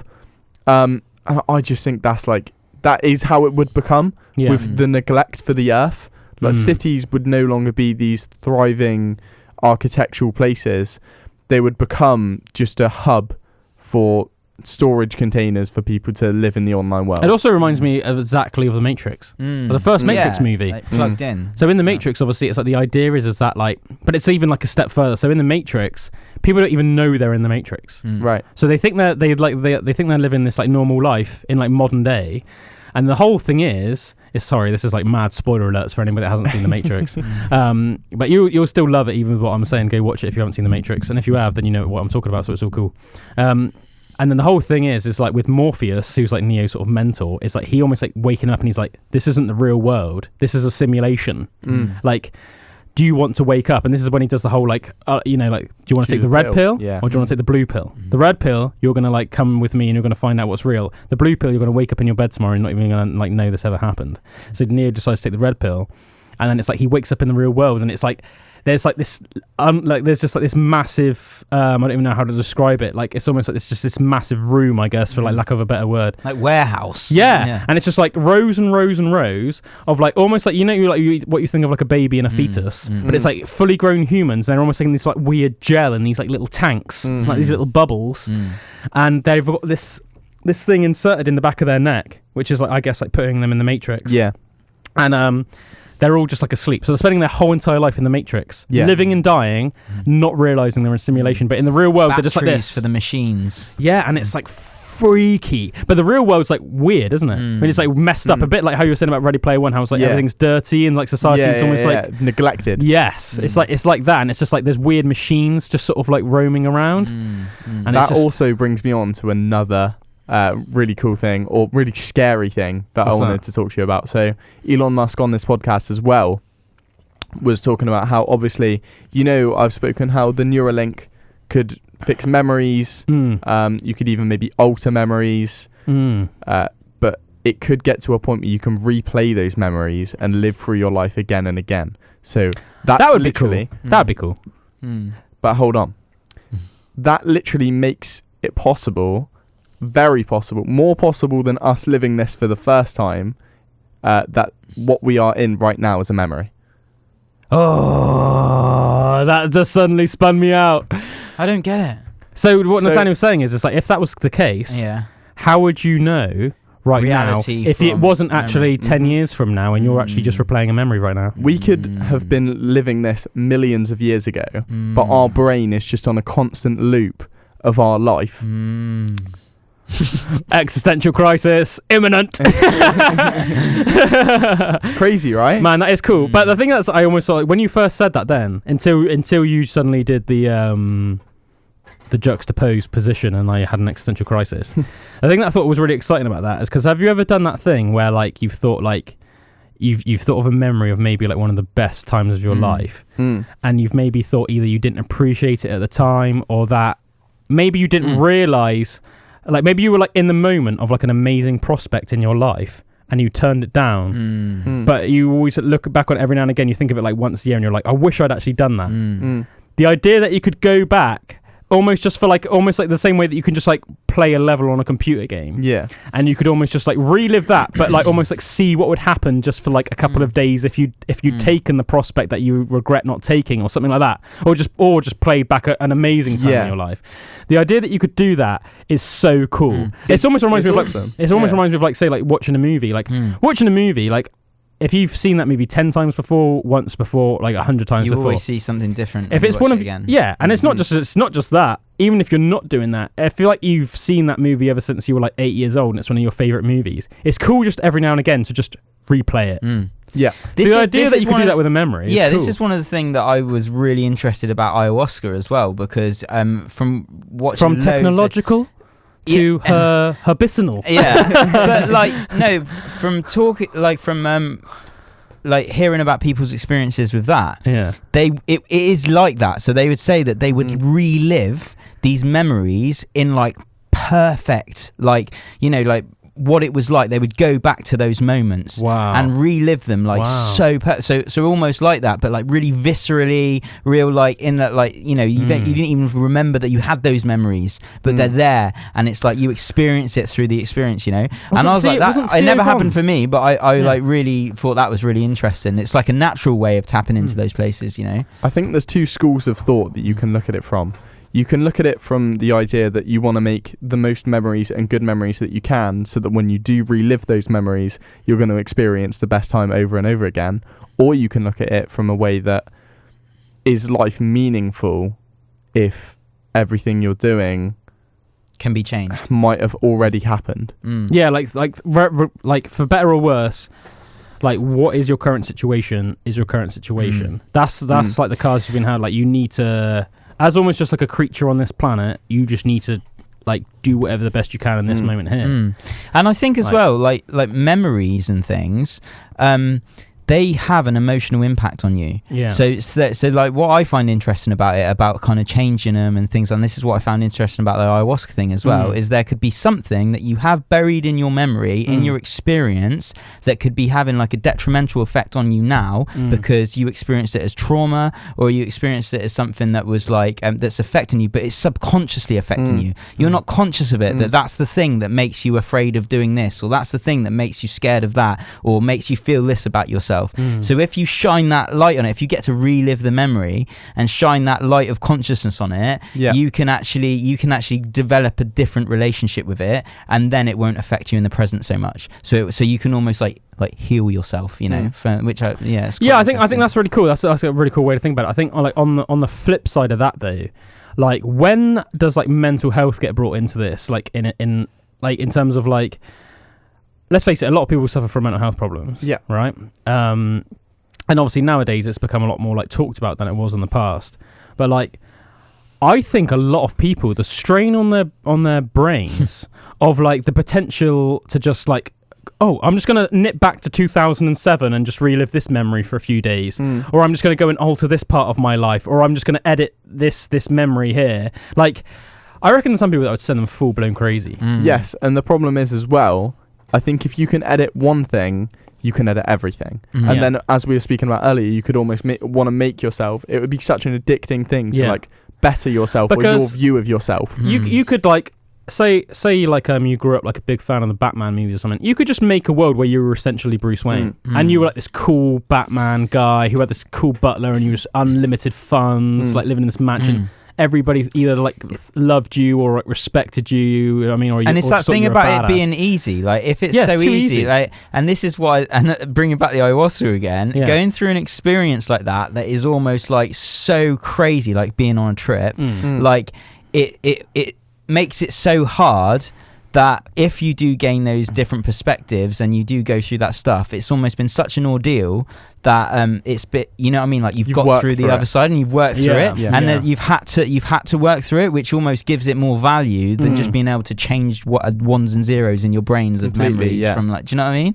So I almost think it's like already, like, you see some people getting lost with stuff like that with like video games. Like video games are so cool nowadays, and like with some games you can almost play them like infinitely. Do you know what I mean? There's almost like the AI's constantly evolving, and it's like even the Roman worlds and stuff like that. Like even if you've already like finished all the quests, it's almost like some games nowadays, it's like, well, there's always like some new DLC coming out, or it's like it's just constantly like evolving. So it's almost like the real world in that respect.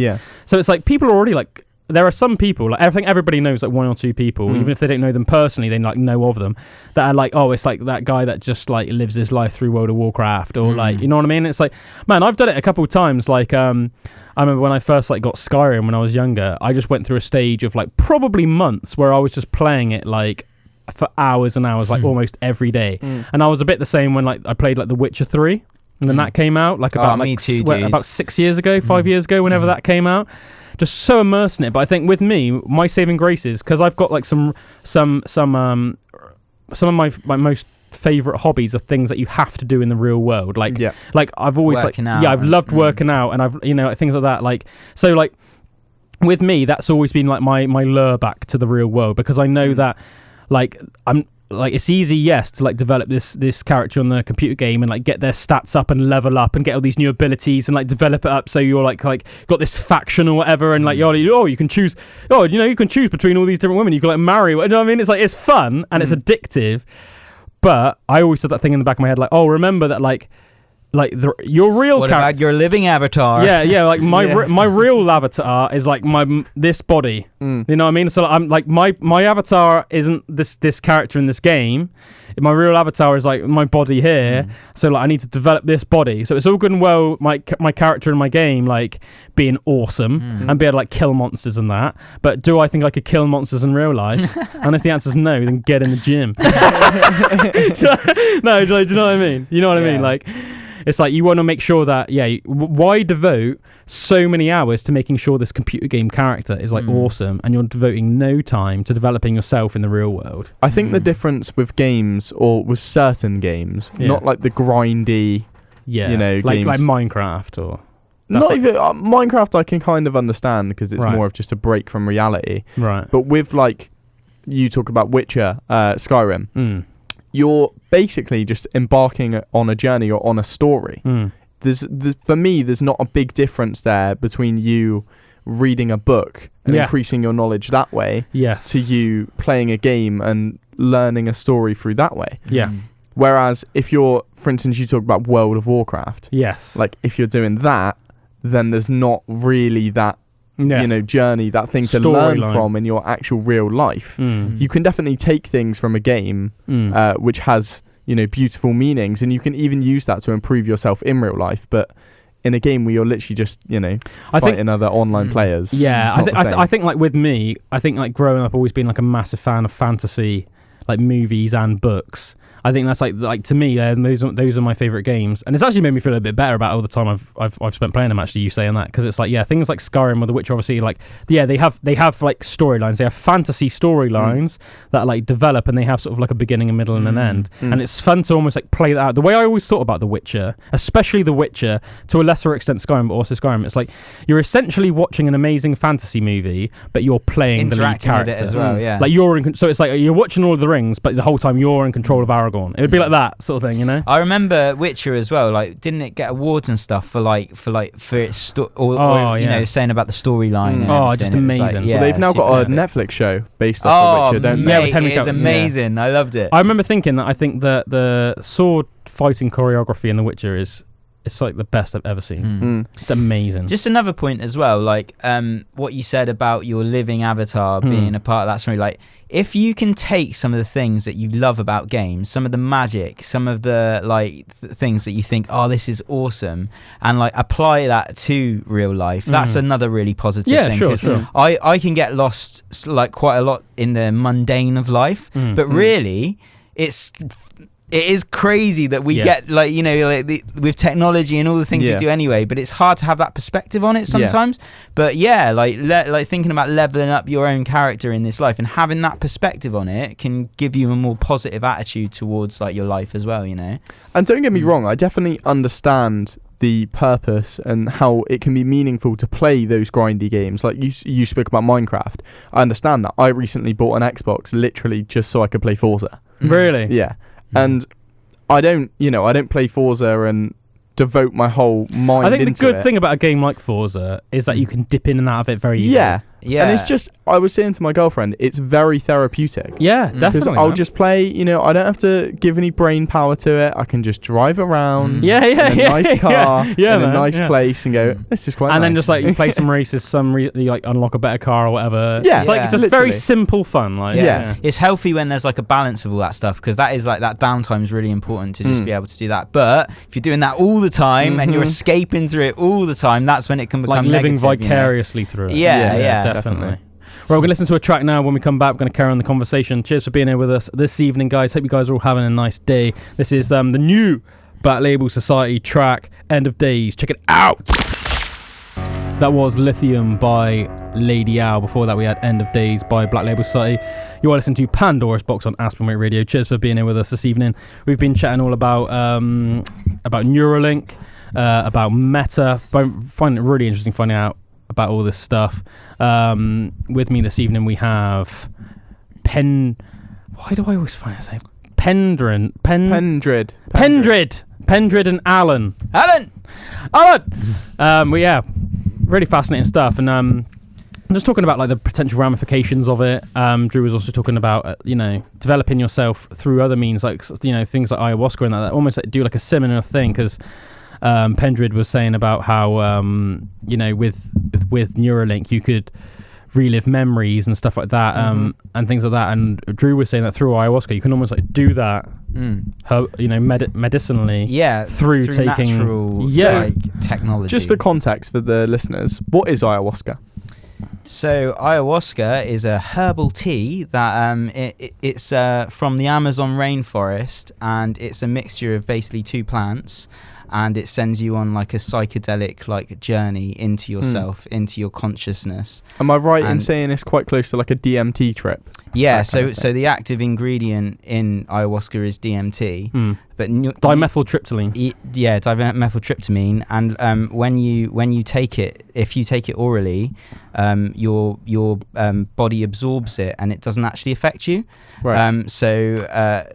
Your belly will like the enzymes in your belly just will break it down before it can give you an experience. But if you mix it with this other plant, the ayahuasca vine actually has a thing in it called MAIO inhibitors in your belly that kind of stop the DMT from being broken down. Shut the enzymes, the digestive enzymes down from destroying the psychedelic experience. Yeah. Right. So then it takes you on this like 5-6 hour like I tell you what, actually journey, very impressive that like these tribes even experimented and found out that just by taking it with this other thing. And this is the whole thing that gets into like the more like metaphysical and like the idea of like spirits and plants and consciousness of like the earth and things like that, because if you ask any of these tribes like how they knew about that, they say that they were that connected to the plants that the plant spirits told them what to mix with, like what they wanted them to know.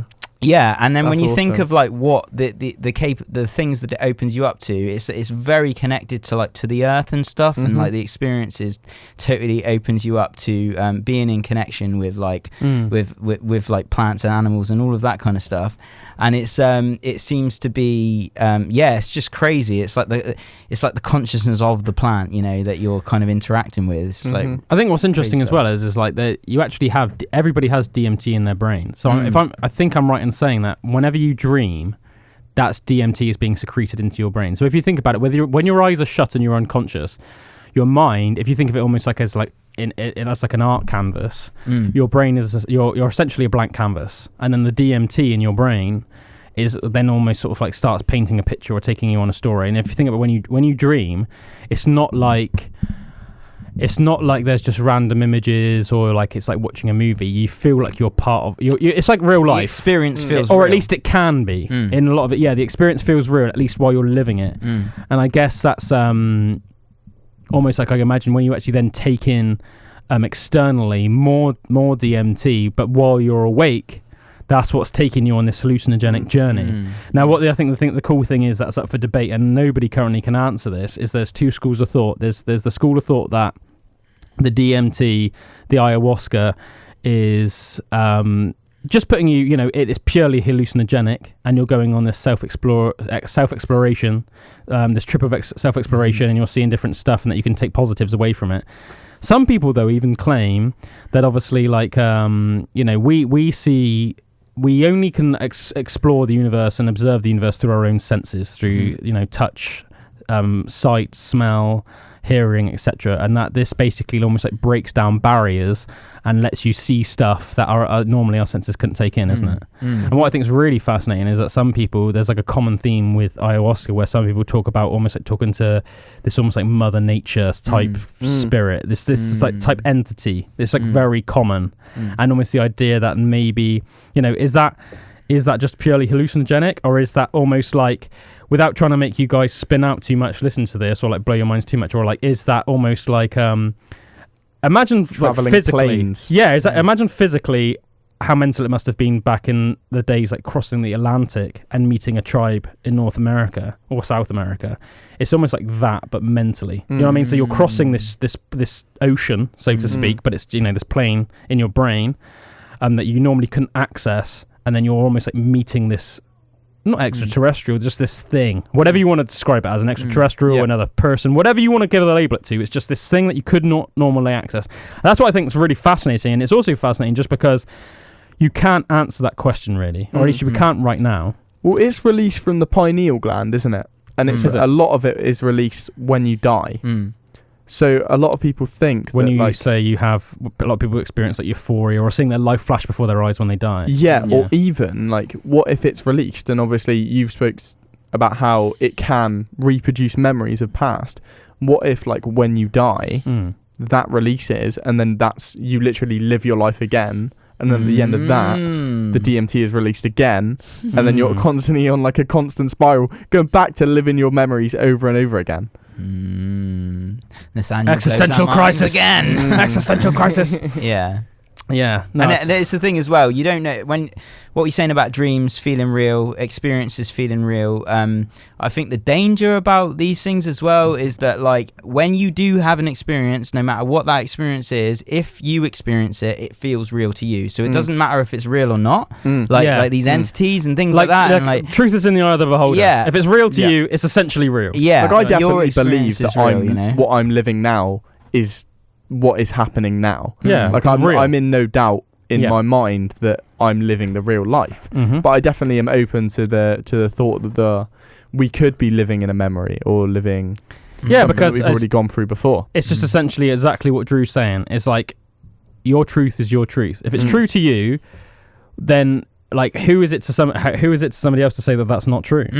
And this is it, like, because you think about talking about these things, and it's like, oh, you got to say what's real and not real. Like, that's not the important thing. It's just the like what your experience is, and then not preaching what is real to someone else. Do you know what I mean? Don't get me wrong. I think that, like, you can't go too far with it. Like, some things in life, there are definite answers. Like, 2 + 2 is 4. You mix red and blue, you get purple. Like, these are facts. You can't start going too crazy, like, oh, it's all like, I think you can go too far. But in terms of, like, what we were just saying, yes, like, I completely agree. Yeah, there's grey areas everywhere. Yeah, definitely. But I think sometimes there can be a temptation to go too far with it. I think you've got to get a balance with it. Do you know what I mean? Yeah, like, because there are things that are facts. Yeah, totally. And what like, I think what it actually does as well is whatever is happening in your brain, like if you have a psychedelic, if you open up your mind, it's an amplifier. So if you've got something going on in your mind, an idea, a thought, a belief, it will be amplified exponentially when you're in an altered state of consciousness. Yeah. So like people that have got a massive ego and believe and are so sure about this and about that will amplify that. So when they come out of the experience, they can have and say that that idea that they have is wrong. You know, like what you're saying. It can be like, crushing. You know, then that it can be crushing, but can also be dangerous to them and to other people because then all of a sudden you think you're, you know, say you have this thought that you think you're the water bearer of the earth because you have this like. Mate, I am an Aquarius, mate. Oh yeah, no. But do you know what I mean? Like if you actually had an experience like that and you actually physically felt that because of this, you know, thing that you had, and then you come back and that's not actually real as such in the right, you know, for everyone else. But do you know what I mean? Like, yeah, you got to be careful because these things amplify everything, you know. Yeah, yeah, definitely, man. That's cool. It's cool that how we've even got onto this from talking about like Neuralink and Meta. As I said, like, you know, just going back to what I was saying there earlier, like, I can't remember if we talked about it on air or not, but like last Friday, me and Alan, we're talking about how like I see like some parallels between like the Western world and like the Roman Empire at the moment, and I think this Neuralink thing ties in quite a lot. And what I'm a little bit concerned about is, so like the fall of the Roman Empire, basically it was like the idea that Rome had there was too much infighting in Rome. What once was like this like super powerhouse, both like in terms of their intelligence, their intellect, and their military, which just like pretty much nowhere else on the earth could contend with them. Potentially maybe the Chinese Empire, but they're on the other side of the earth. But like through infighting, through people just getting fat and lazy, it always reminds me, the parallels, even though it might not seem it, is so much like this Neuralink in terms of like, well, think of what life would have been like over 2,000 years ago, before the Roman Empire, right? Don't get me wrong, there were some other advanced civilizations before that where I'm sure you could have had like a very sort of a life that was in some ways akin to our modern life. And by that I mean like you could have lounged about, go to the theatre. You could sit around with your mates at night drinking wine and reading a book and discussing philosophy, which is in those ways, it's actually very similar to today. Yeah, definitely. But there were also places on the earth, though, at the time, obviously the majority of the places on the earth, where people were still essentially living like quite nomadic in lives. So even if they had like farming, you know, you'd have been living in like mud huts and everyone would have had fleas and worms and hunting for their food. Hunting, exactly. Do you know what I mean? Have like very pagan societies. Do you know what I mean? It was all like animal sacrifices to get the harvest and everything, like you know, very like Viking style stuff going on. Even though it was, you know, obviously this was pre-Viking, but what I'm getting at is like for anyone that's seen the Vikings, you know, when they're watching them do all those sacrifices and stuff like that. But obviously it's too tempting and it was too easy for the Romans to drink wine, to go to the theatre, to go to their heated baths. I think Rome had heated swimming pools, essentially. That you could, you know, they had aqueducts, they had sewage systems. They had these amazing theatres. They had the Colosseum where you can go, essentially. It would have been the same thing as going to frickin' like Twickenham or going to Wembley today and watching either like England play rugby or England play football. You know, but you know, you're in this massive stadium. It's essentially the same thing, but except for their sport. Like the Olympic Games and stuff as well. Like, right. So I'm just saying, like, so the parallel is, but all these people it's too easy to sit around drinking wine, you know, have these orgies, you know, go to the Colosseum, go to the theatre, go to the heated swimming pools, you know, but meanwhile, on the outside of that, like what I was saying earlier, there's the rest of the real world, right? And the Visigoths, essentially, the Visigoths and the Goths, they teamed up and they overthrew the Roman Empire. And what I'm worried about is for all of the rest of the world, say we did adopt this Neuralink, the rest of the world that don't, as I said, China have already, I know, come out and said it's literally going to be like against the law for like a Chinese person to have it. Whether it's China or whether it's just any other part of the world, whether it's like Middle Eastern countries that, you know, we have some of them we have a bit of like a hot and cold relationship with, so to speak. Other parts of the earth as well, places like North Korea pop to mind. If all of these powers don't do it, and we are just continually becoming reliant on this technology. Say, for instance, right, say they just come and take us because we're physically weak. What if just like the power grid goes down? This is it. A key point for me is the more that you become reliant on technology but don't actually understand what if it's taken away? Then what do you do when the lights go out? What do you do when hopefully one of us could make a fire, or together we can make a fire. I can make a fire. Yeah, you can make a fire. No doubt about that. But electricity goes out in your house for a night. It's a bit annoying, isn't it? Think we're already. Yeah, and don't get me wrong, I wouldn't want to make a fire in my living room. No, we're well, already we're already kind of. We'd be very humbled by life if our technology 100%. Went away now. So that could take you deeper into that. You would imagine it for a month. And then imagine it for 10 years. And then imagine it potentially for the rest of your life. Yeah. You'd probably feel the way in a way that you hadn't felt since you were probably about 3 years old, holding your mum and dad's hand in public. Do you know what I mean? In terms of, how you're just completely reliant on your parents. Suddenly you would just feel like that almost feeling of desperation in terms of like, I don't really know what I'm doing. Yeah. I saw something in a podcast the other day, and it was like, you want to see like humanity descend into chaos, like take away electricity for a week, and just like I can imagine it would be so quick, because with the electricity would go obviously the internet as well. Yeah, everything. Ovens. How are you going to cook your steak tonight? Yeah, like even like food processing in general. There's not going to be those companies, those factories making these food, and it would turn to people rummaging allotments, kind of stuff. I didn't realise actual like food processing and stuff, like how much of an impact that actually had on humanity. But just being able to sterilise food from the first time that cornflakes could be put into a sterilised container and then packaged up, you were basically able to give people like something that isn't going to kill them. Like before that, imagine if you didn't have your fridge and how bad your food would have gone. Like before that point in history, like tinned food, the fact that you don't need a refrigerator, you can put something in a sterilized soup tin or whatever, and like that revolutionized the world as well as a technology. 100%. I didn't realize how impactful. Like you can that have tinned food in your cupboard for years and then just eat it. It's mad, isn't it? Yeah, that's mad, isn't it? Just have a tin of tuna in your cupboard for freaking years. Or a can of soup or something, and just whack it out one rainy day. Yeah, boom. But imagine if the places, the warehouses, the factories where they were made, didn't have electricity, didn't have power, not just that. Think about how our governing system, right? So we have our government is set up in London. Well, we wouldn't be able to hear anything from them. No. Do you know what I mean? Without electricity, they're not sending instructions to the rest of the country. Yeah. So then suddenly, who are you being governed by? And who are you being instructed by? And you think it's essentially chaos. Yeah, think about what happened to the Roman Empire as well. So they were at the height of all of that stuff. They were technologically advanced, civilization. What age do you get after the Roman Empire? The Dark Ages. Yeah, exactly. So all of that was lost, and humanity descended. It's really interesting, actually. So if you look at Britain as a good example, so obviously the Roman Empire conquered Britain. So there were lots of Roman places. So Londinium is still to this day named after. It's a Roman name, Londinium. So we get London from the Latin Londinium. There was like Canterbury was a Roman town. So was Cirencester. There's lots of right. Bath also, of course. Yeah, Aquasulus was its name in Latin. So all of these places. But what's so interesting is, and it just goes to show you, it's a great example of what we're saying. Once there was the downfall of the Roman Empire, and essentially the Romans had to essentially pull out of Britain.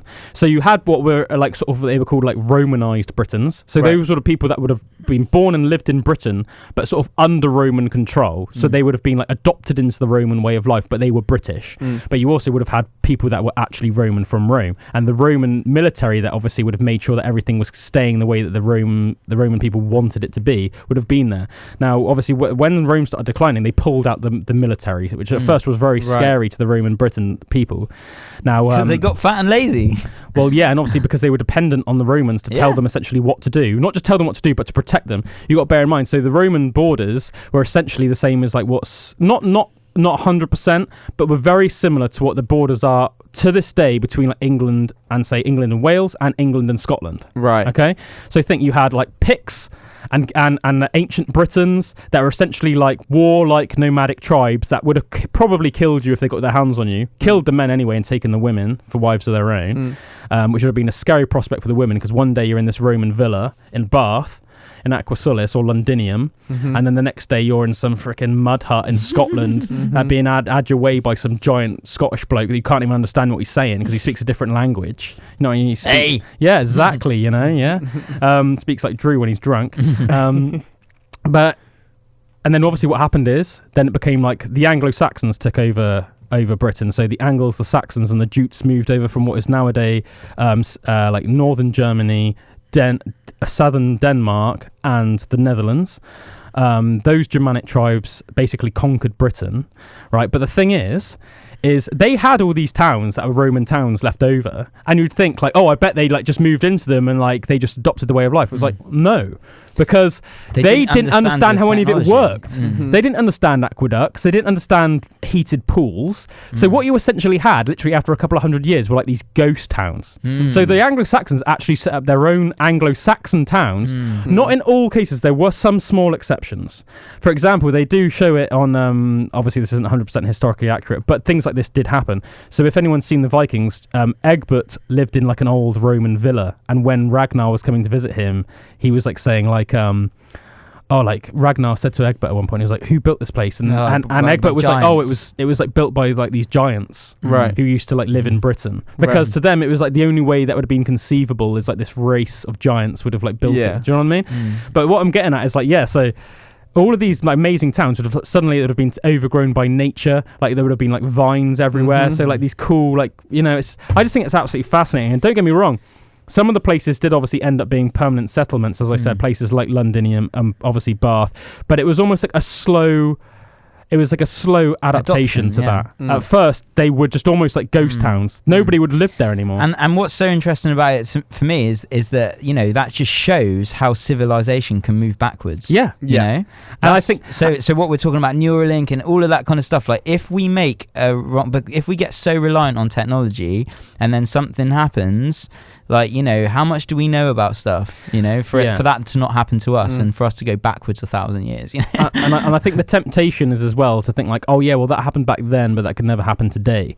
But I assure you, that's what the people in like the golden age of Rome would have thought. Yeah, totally. Because they would have looked back on civilizations like ancient Greece and ancient Egypt, which they knew fell, which were at one stage essentially the most powerful civilizations on the earth that had already fallen, and were not the most powerful civilizations on the earth anymore. But they probably, you know, I think everyone living in the moment thinks like, oh, well, that happened to them, but that's not going to happen to us. Yeah, we're the kingpin. Yeah, it's almost like this weird arrogance. Yeah. You know what I mean? And you can understand why, don't get me wrong, but as I said, it's like, no, like you need to get into your head, it could happen to us. It could happen to anybody. It could happen to everything in life waxes and wanes, whether it's human beings themselves or whether it's civilizations or whatever. And I think we've got this inherent, like, if I'm not working towards something, or if I'm not learning something, I get this like uneasy feeling. Yeah. And like the like, you know, if we get too reliant and lazy, then, you know, we are leaving ourselves like vulnerable to, if something does happen, like what are we going to be able to do about it? Yeah. If we're not going to be able to do much about it, that's not good, is it? Obviously, no, you know. Yeah, definitely not, man. And we're going to listen to some more music now. When we come back, we're going to wrap up the show. Really enjoyed this Pandora's Box today. This is The Great God Pan by Blood Ceremony. Enjoy. I saw this on Instagram this morning. Elon Musk is so rich that if you earned $10,000 every day, 365 days a year, from when they were building the pyramids in ancient Egypt until today, you would only have 15% of Elon's wealth. Fuck. Mate, how do you even become that rich? Fucking crazy is that? Do you know what? I can't remember his name, but I bet you could find out. If you just type in like richest person that ever lived. I remember reading about this like old ancient warlord that lived like 5,000 years ago or something, and they were saying that like his wealth in proportion today, he would have been like richer than anybody alive even today. Mansu Musa? Might be. What does with an estimated net worth of 400 billion. in today's money. So what civilization was he from, does it say? And when did he live? India. India? Like what sort of era, do you know? Just trying to I know it was fucking a long time ago. Yeah, just trying to find it. Yeah, the richest man in China as well. Like quite recently, this was.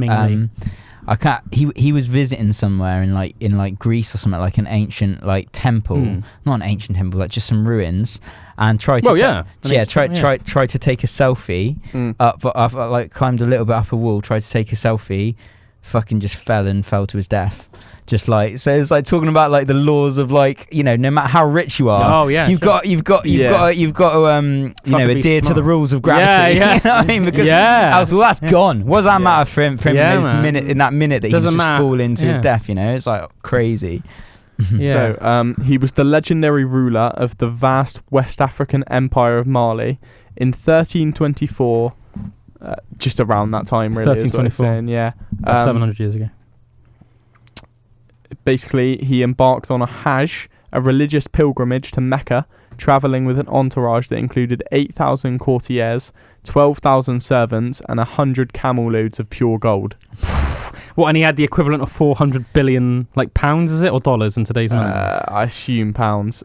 Musa was born in 1280, and Mansat means sultan in the native language. Cool. Yeah, basically just says that he's the richest man ever. Although, do you know how much Facebook is worth? Oh, Since we've God been knows. talking about how much Facebook is. Probably about half the earth have got Facebook, surely. So, I found this out. Facebook, right, is worth over 500 billion. So if Facebook was sold, then they would suddenly become the richest man ever. Mark Zuckerberg would become the richest man that ever lived. So if you think, like... Would you reckon he'd go on a little pilgrimage with camels of gold? That this stuff can't happen, Meta and Neuralink can't happen. If there's two people that can have the funding, it's these two. Hell yeah. Hell yeah, man. And that's it. Like money is like energy as well, isn't it? So it's like you get, you know, you get out of stuff what you put in. Yeah, like and just like the power that 500 billion has is like it's you know, ungodly, isn't it? Really? Yeah. Ungodly sort of like just wealth and power. It's insane. Yeah. Actually insane. Ridiculous. Insane in the membrane. Insane in the brain. Cheers to Pendrid.